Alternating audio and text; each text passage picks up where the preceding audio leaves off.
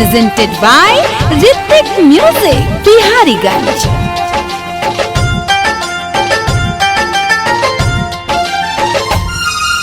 फूल छप निशान पर बटन दबाना है, फूल छप निशान पर बटन दबाना है, फूल छप निशान पर बटन दबाना। निर्मला सिंह जी को जिताना, इनको मुखिया बनाना, हाँ बनाना है, बनाना है।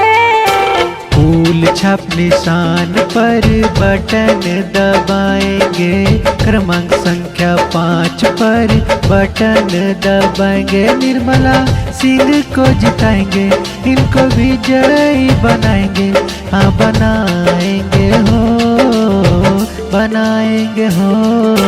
फूल छप निशान पर बटन दबाएंगे, फूल छप।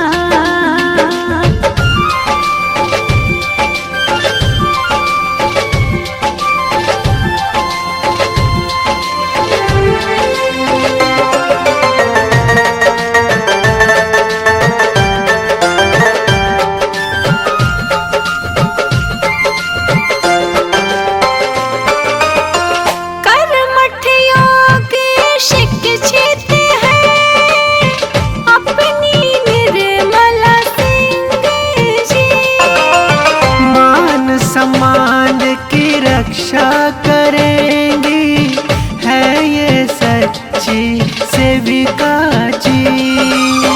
बहकावे में किसके नाना, फूल छप निशान पर बटन दबाना, इनको विजयी बनाएंगे।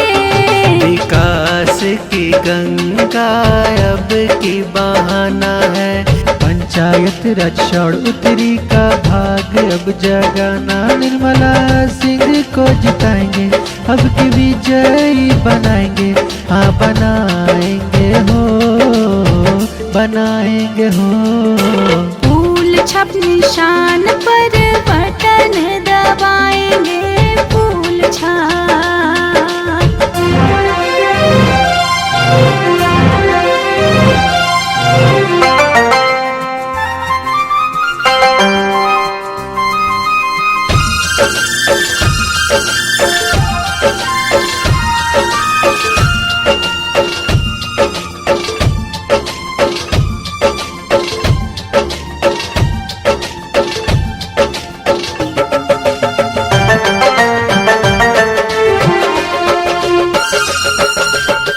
विकास की गंगा बहेगी हर तरफ, निर्मला सिंह जी को जिताएंगे।